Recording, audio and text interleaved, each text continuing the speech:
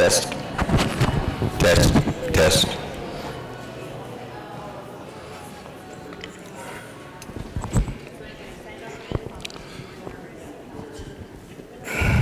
Honey Wash Day. Good morning, everyone. We're going to be starting here in a minute, and if you could, I know you really like sitting in the back, but if you can come and fill our front seats up, we really appreciate that. We're going to start first with the prayer, and then bring in the color guard, and we'll get this show a-rocking. I appreciate everybody being here. You know, today is a very important day because we're going to have tribes from all over the country sitting here to talk about the power of our native vote. So I hope you enjoy the next coming days and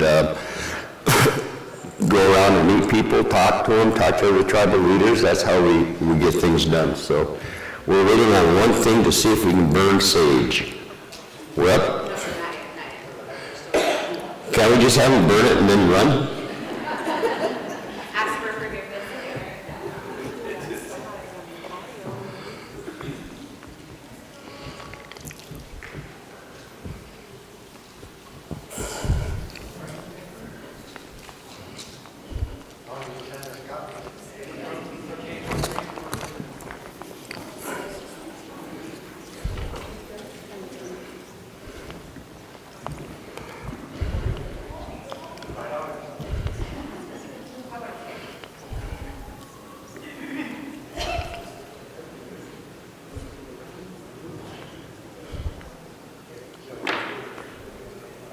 You remember those only payphones?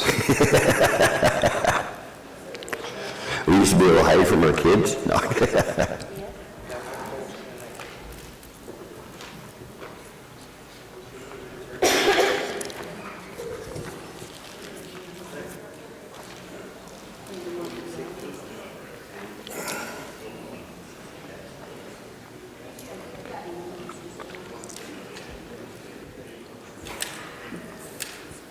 Oh, hi, Sue.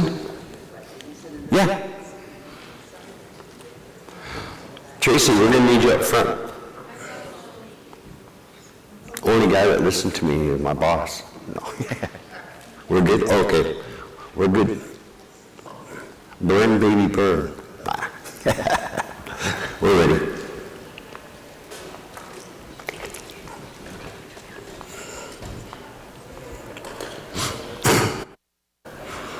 So, you can just sit anywhere here.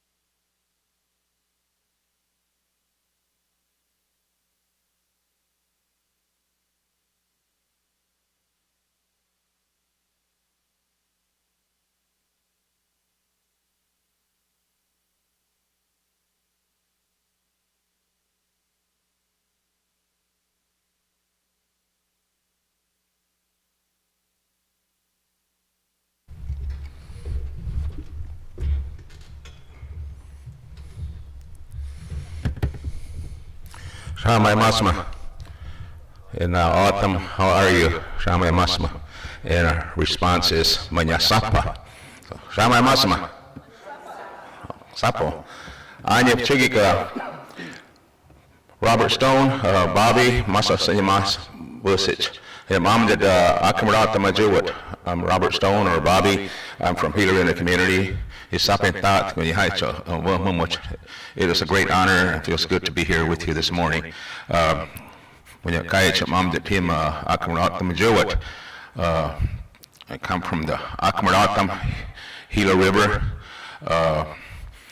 Yepai the autumn on Akamar, high up Akchin, Shami up Don Autumn, jumped at the note up Juchka Majuat.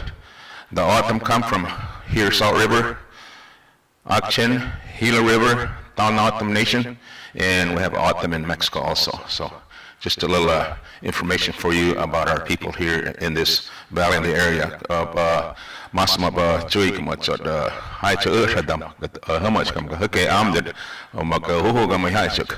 Our people are known as agricultural people from way centuries ago, 1,000 years ago, with the Hohokam farming here, and we still do farming in the valley all over.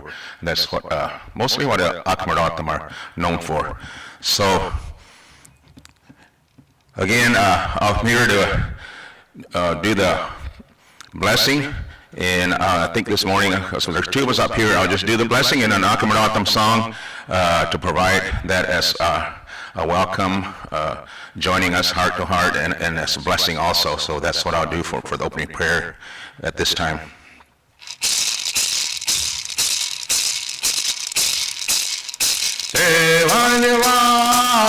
Ki kadam se vai vai ha wari nai vayem ya na na na kya hanava po masma hanava na na na ka ho na na gam na mama na mama ko pam se vanyala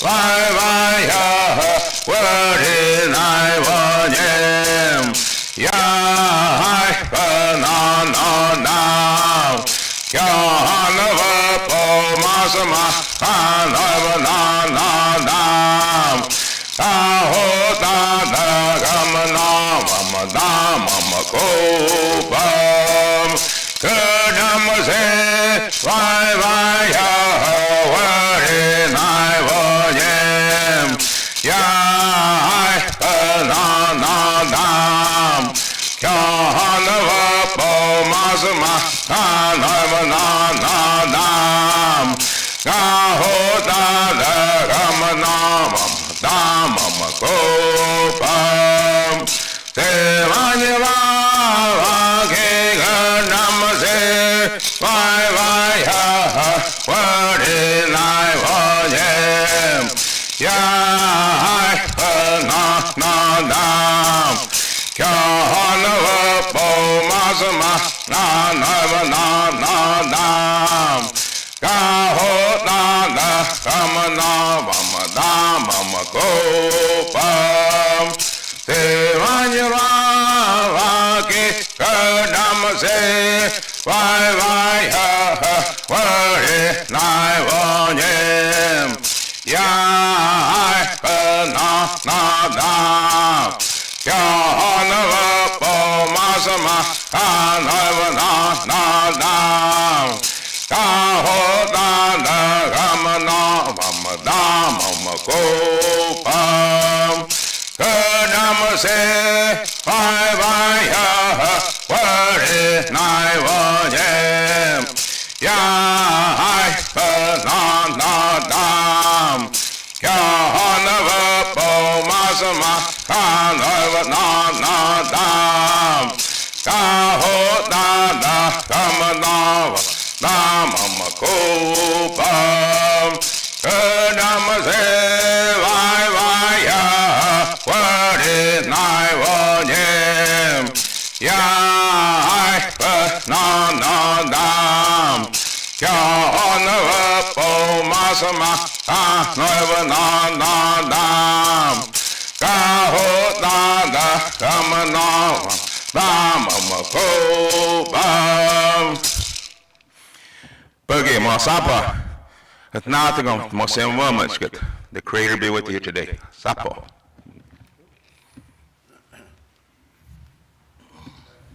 O ia me dake api.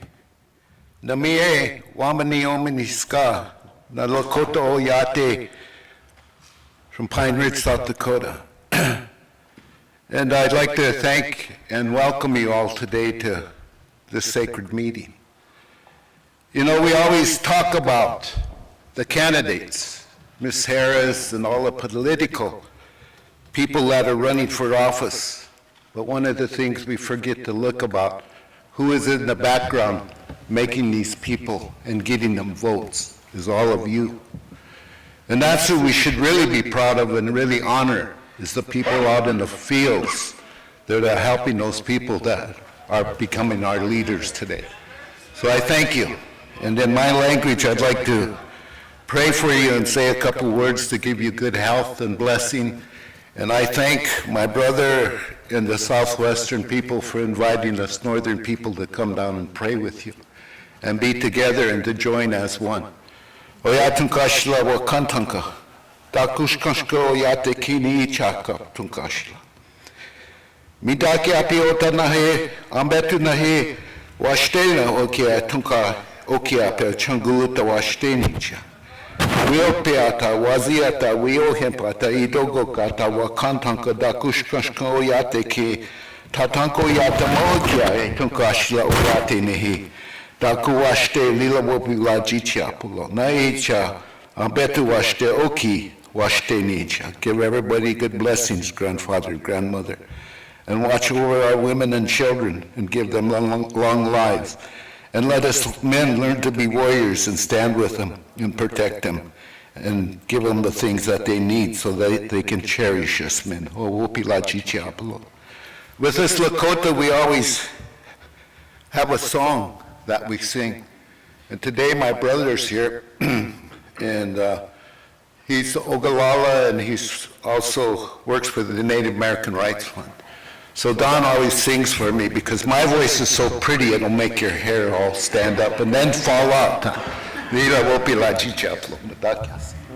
And this is my wife. She's a psychologist and she works at CSU and she's my main helper. And if it wasn't for her, I wouldn't be standing here today. Oh,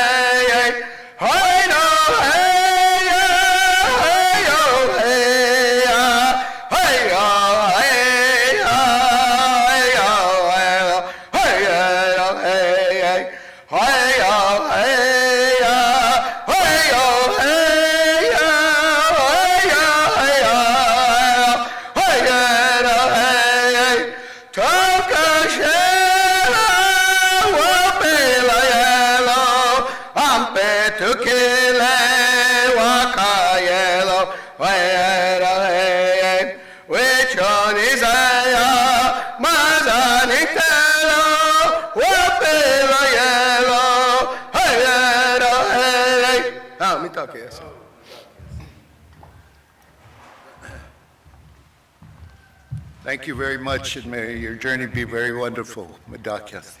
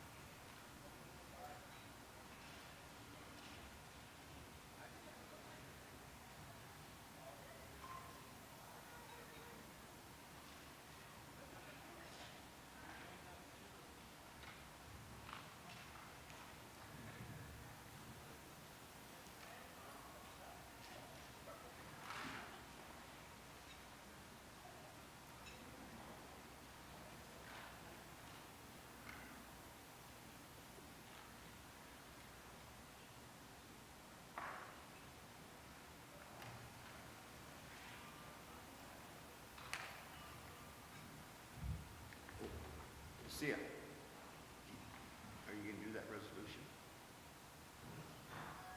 I can't hear you. Okay.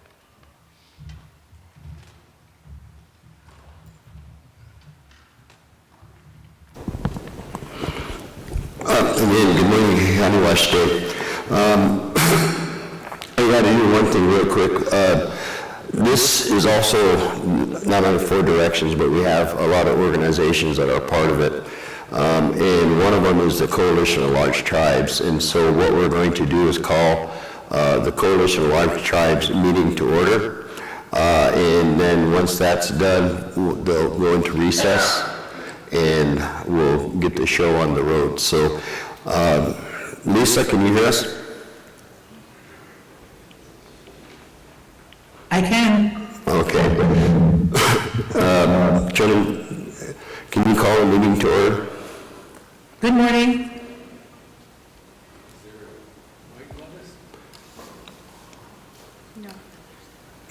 Can you hear me? Yeah, we can hear you.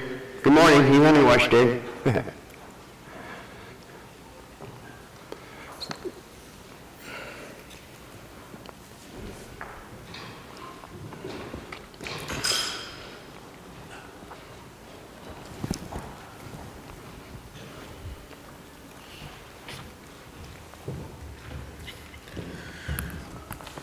Good morning, everyone.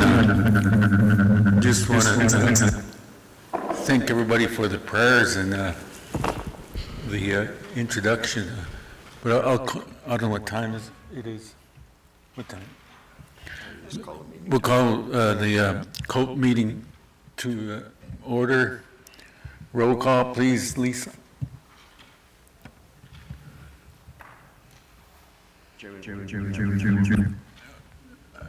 Okay, we have a quorum, so Just need a motion, go into recess. need a motion to go into recess.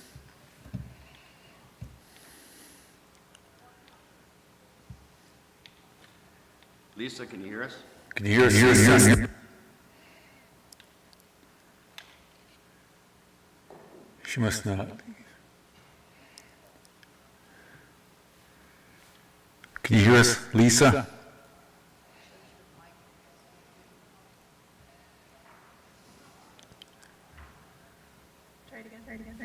Lisa, can you hear us?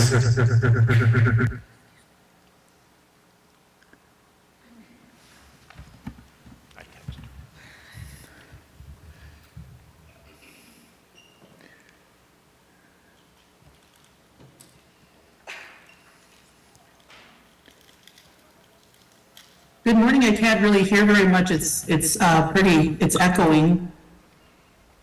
And the last thing I heard OJ say was he was requesting a motion to go into recess. Yes. I'll make that motion if needed. Okay, there's a motion. I'll second it. All in favor, say aye.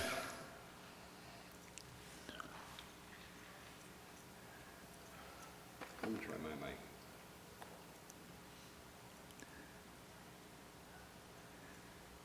Might have to text her again. Lisa, do you favor that motion?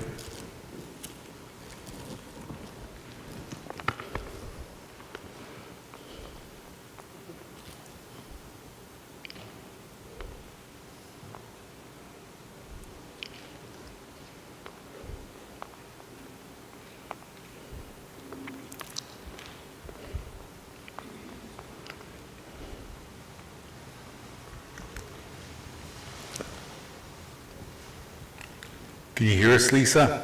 I approve of the motion. She approved it. So we can go into recess, sir. Okay, so we're in recess.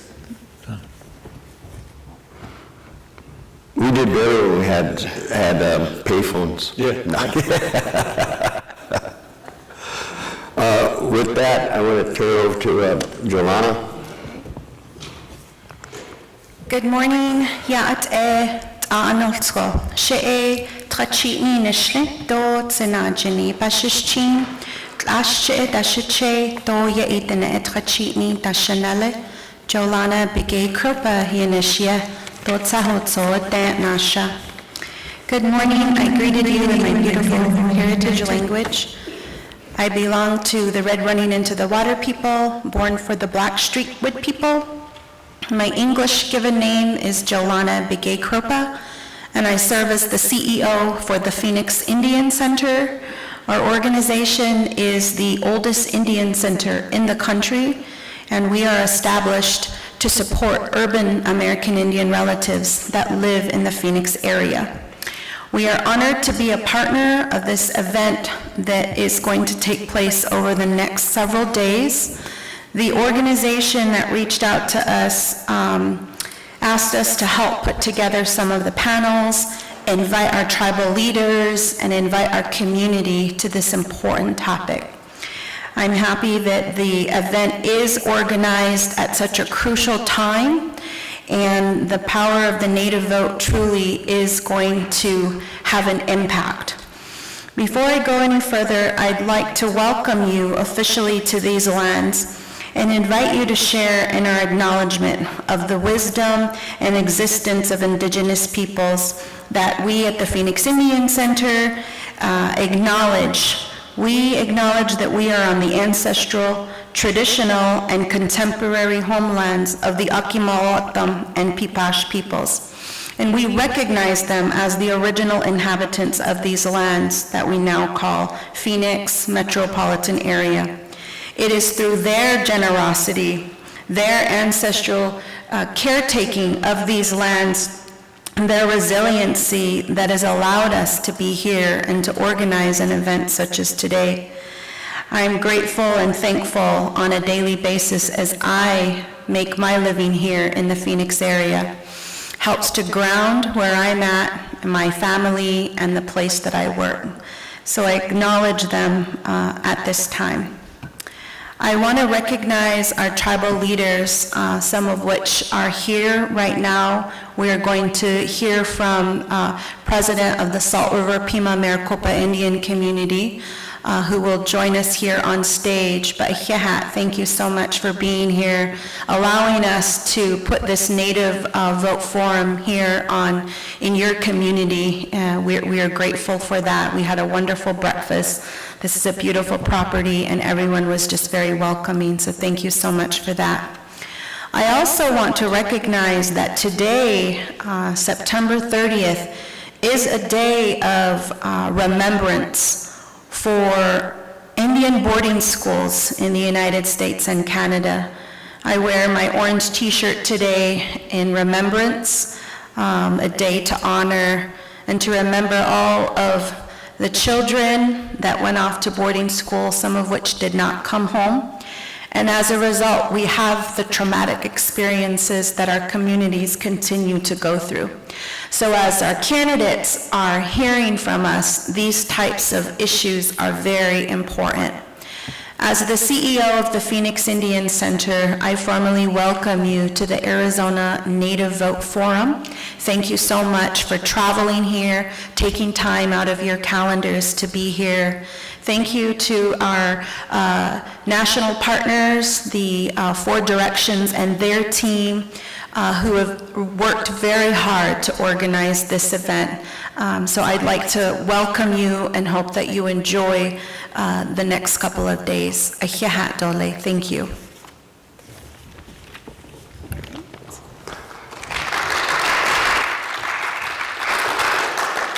She's been too kind. They did all the work. But, you know, I'm just going to say a few short words before we have the chairman on. This is really important. The Native vote in Arizona, in Nevada, in Wisconsin, in Michigan, the Native population in those 4 states is the same or greater than the percentage points that a candidate won by. And so at the end of the day, you know, I always say we are the minority of the minority, but we are minorities within nations. And at the end of the day, it is us, our people, that go to the polls that elect these officials. And so it's really important that we recognize our own power within our own people. So with that, I'd like to, where'd she go?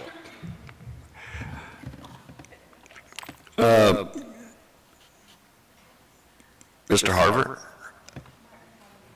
Martin Harver? Could you come up, please? Thank you, sir. Good morning, sir. How are you? Good. Waskuksadik, Kamdun, Aniapchugik, Martin Harvier. Good morning, how are you? My name is Martin Harvier. I'm the current president for the Salt River Pima Maricopa Indian Community. I want to welcome you all here to the properties of the Talking Stick Enterprise.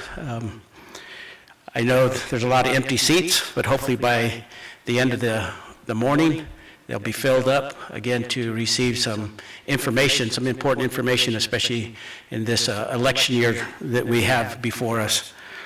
I want to first start off by thanking the Ira Hayes Honor Guard for posting the colors, and also for Mr. Stone for his prayer and his song this morning, and for our relatives from up north for their blessings this morning. And I hope you brought some cool weather with you down here, because it's awful hot, and we thought it was cooling down, and it's still over 100 degrees here, so hopefully you brought some cool weather with you.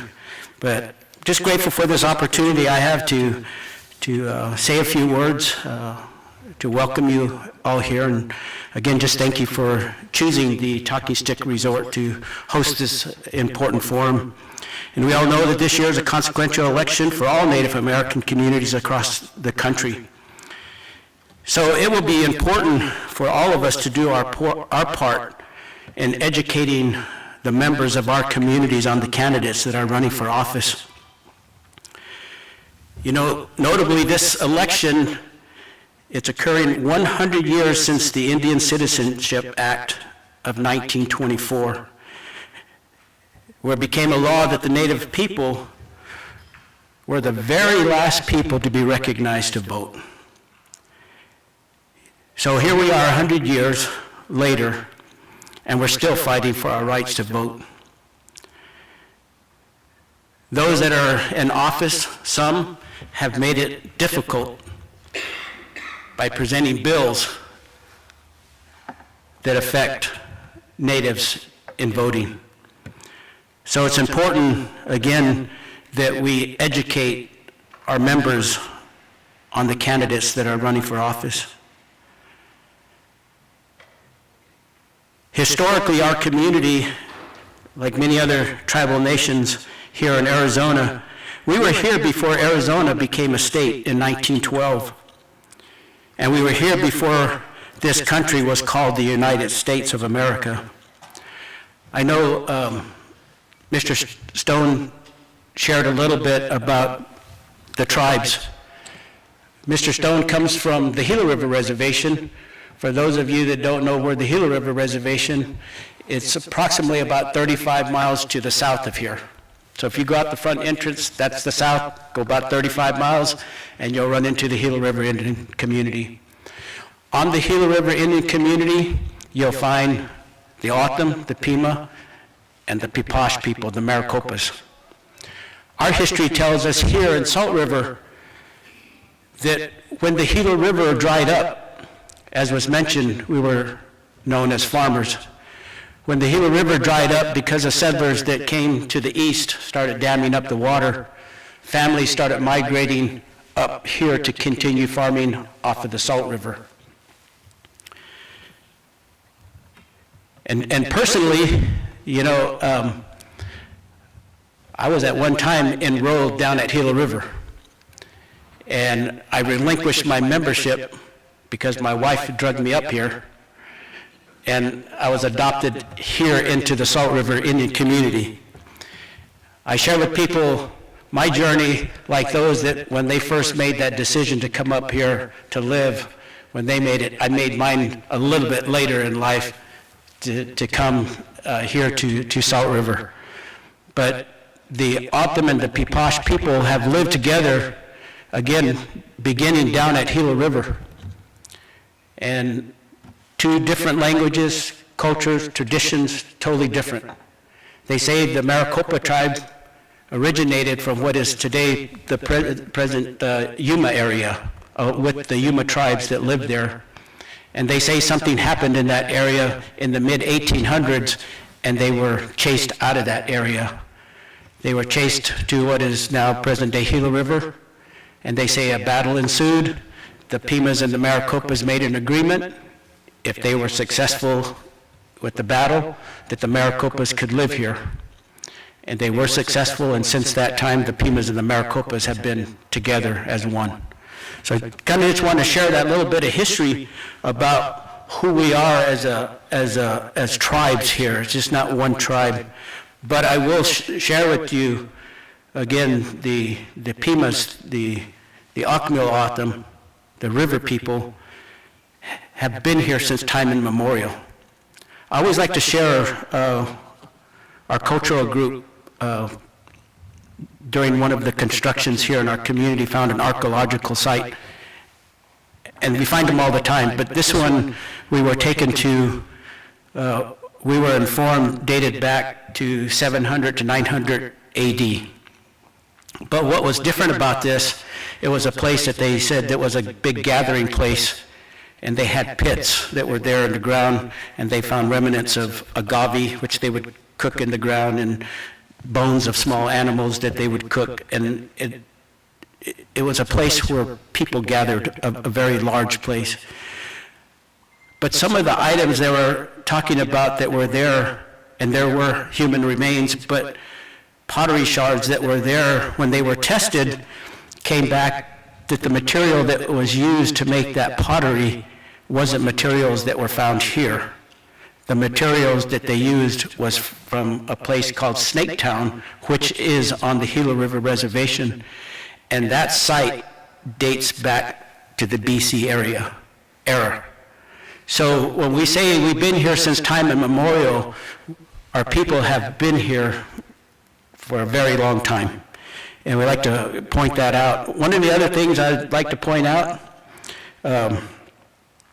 when our community here in Salt River was established by executive order by then President Rutherford B. Hayes of June the 14th, 1879, he established our boundaries at about 52,300 acres of land. What I'd like to share is that same president, on January the 10th of that same year, by executive order, he set the boundaries of the Salt River Pima Maricopa Indian community at 680,000 acres of land, which if you would put that over the surrounding cities would encompass all of Scottsdale, Paradise Valley, Phoenix, Mesa, Tempe, all the way up into the Salt River Canyon. So for 6 months, that was the boundaries of the Salt River Indian community. And a lot, like other tribes, it was changed. And we say we lost over 600,000 acres of land within a 6-month period. But I think today, because of that, people are realizing that they do reside on the Aboriginal lands of the O'odham people.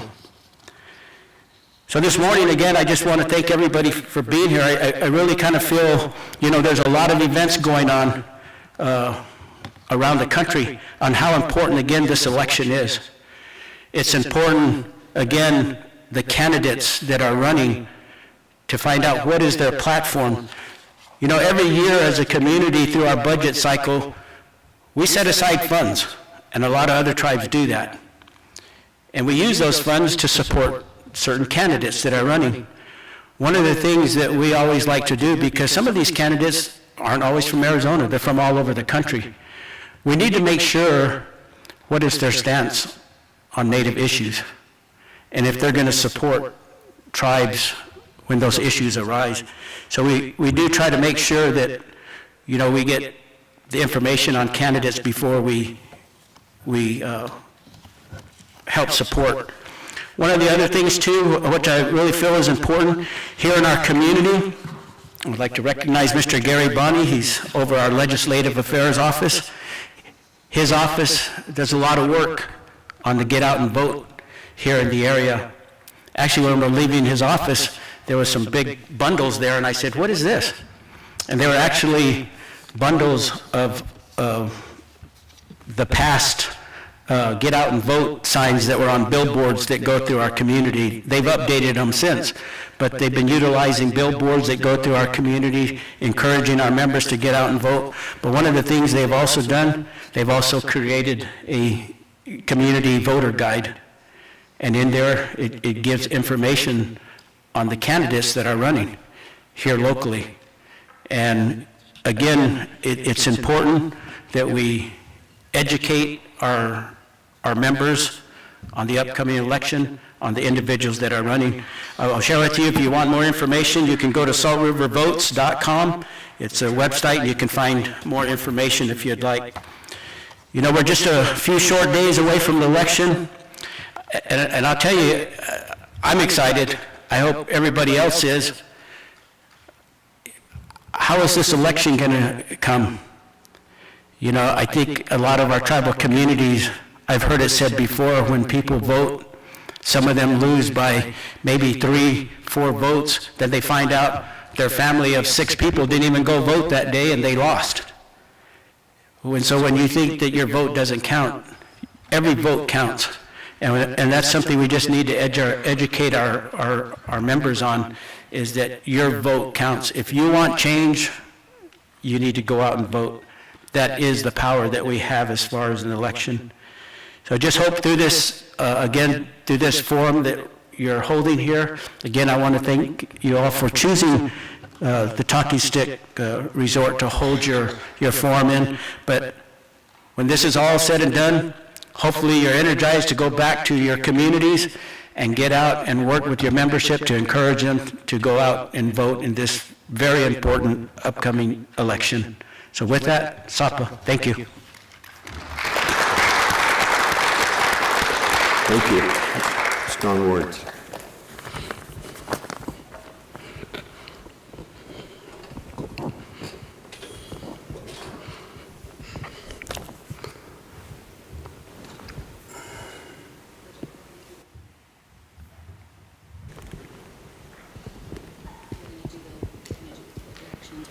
Yeah. We're going to play the video first. Yeah, I gotta get Donnie. Donnie?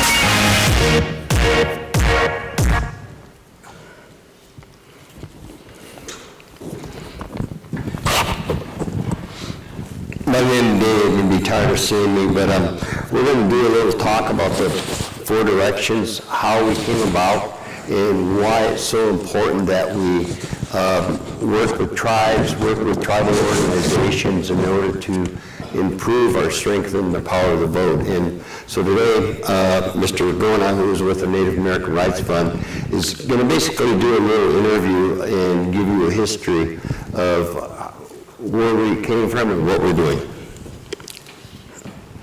Thanks, OJ, and it's good to see everybody here this morning.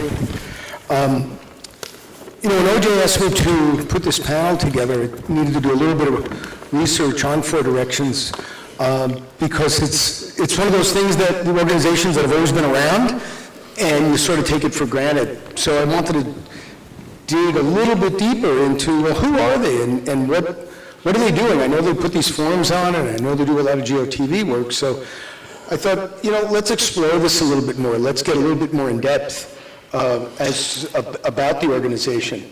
You know, in 1924, Indian people were granted U.S. citizenship, and with supposedly all the rights and privileges and protections that go with citizenship. A fundamental right of U.S. citizenship is the right to vote. But unfortunately for Native peoples, the realities of having citizenship and their ability to exercise those rights and privileges are often 2 different things, as pretty much everybody in here knows. So since 2002, Four Directions Need a Vote really became, it was the genesis of becoming the largest reservation-based nonprofit organization, nonprofit voting rights organizations in the country. And it's been working hard to secure and protect the right of every Native person to participate in that electoral process. So when OJ asked me to kind of come on today and to talk a little bit about this, I thought, all right, let's formulate these questions so people have a better understanding of the organization, but also how it was formed and what drives it. So, OJ, let's open it up by telling us a little bit about you. I think everybody knows you, but they don't know everything about your background. So why don't you tell us a little bit about yourself? Well, I'm a Vietnam vet. I served, I was in law enforcement for 20 years. I retired. I went back home to my reservation in South Dakota. Along the way, after I got out of the service and started law enforcement, I met my wife. We have 7 children. Some of them are here. Our grandchildren are here. And it was one of those where you just couldn't sit back anymore.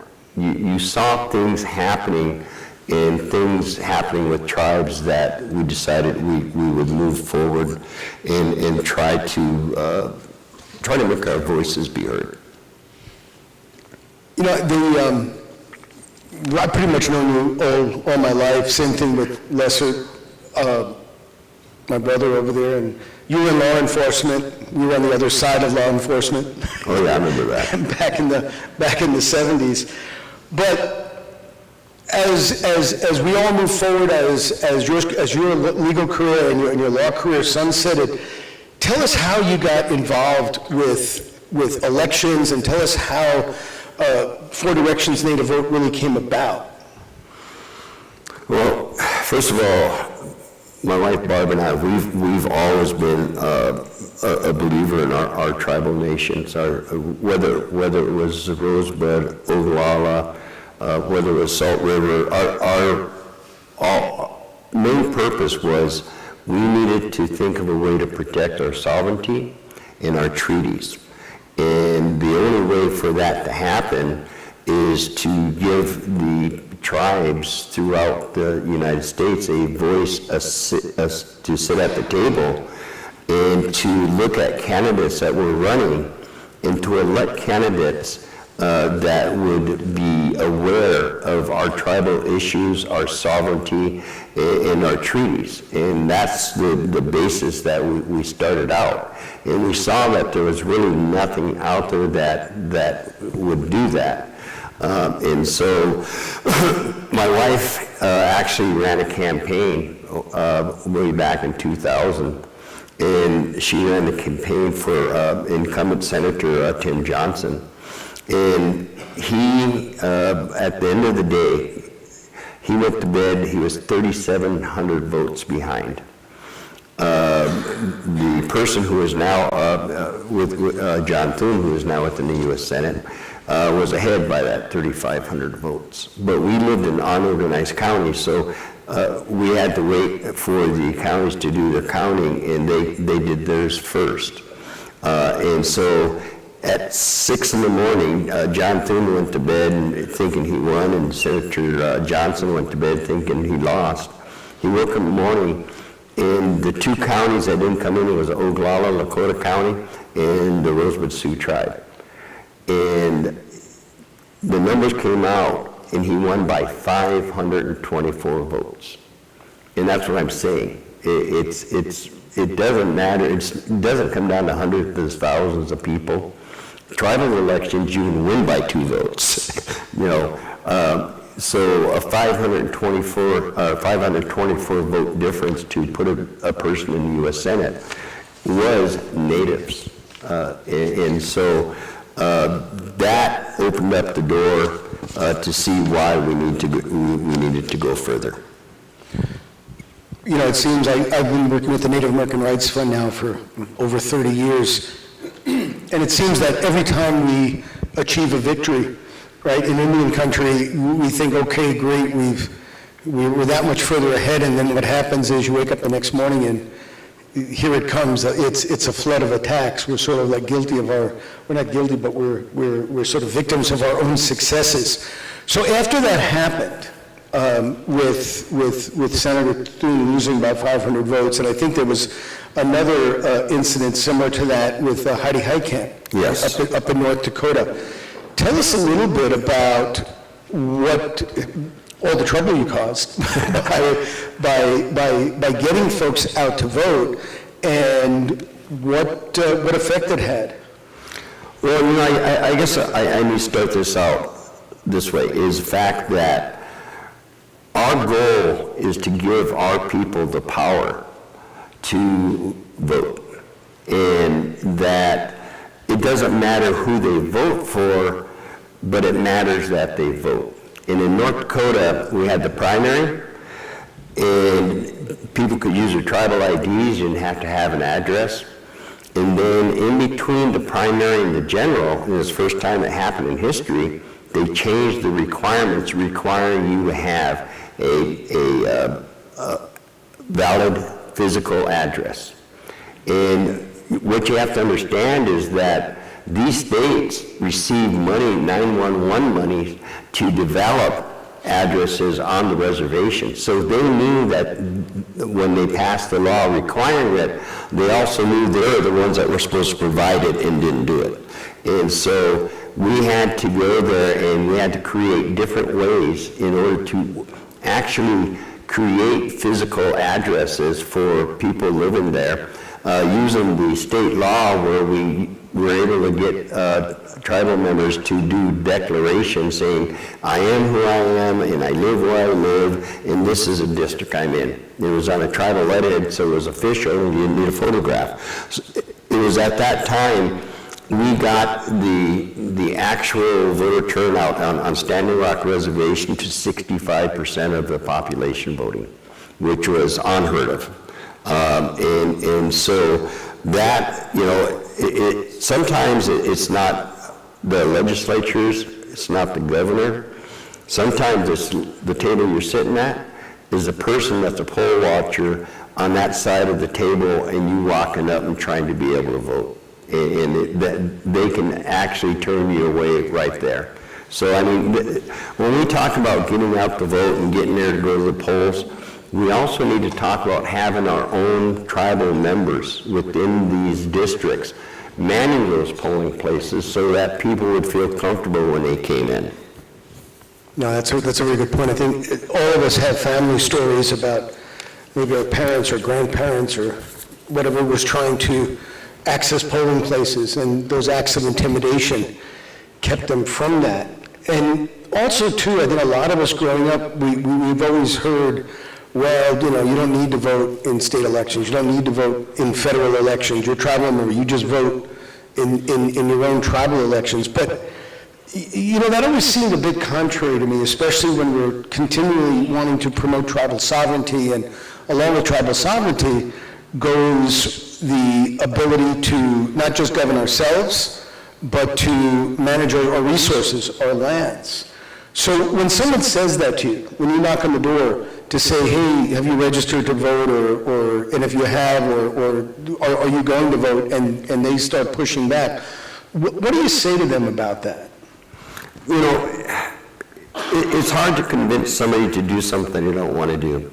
But what we do try to do is provide them the basic education and basically tell them how important it is for them to participate, to protect our own treaties within our own lands and protect our sovereignty that is being stomped on every day. And we can actually point on a day-to-day basis of our sovereignty being encroached on, in which we're fighting for that. And the reason we're fighting for it is because we didn't elect officials that understood Native issues. You know, one of the reasons we do these forums is, and just so you know, this is not only here, it's going out live.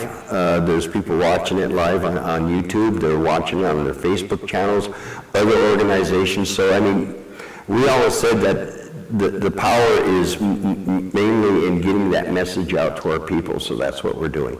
But there's only so much that you can do, and then you have to move on. We don't try to force anybody to do anything.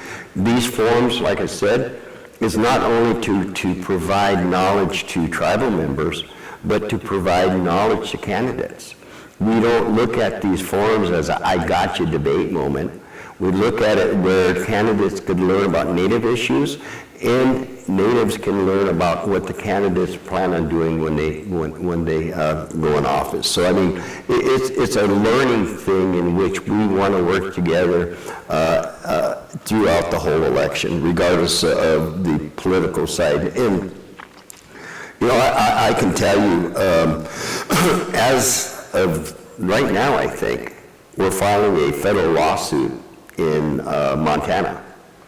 And the reason we're filing it is because they are denying the individual, the Fort Peck Reservation on 2 counties, a satellite office, just to vote equally. And you heard the president of the Salt River community of, you know, constantly having to battle.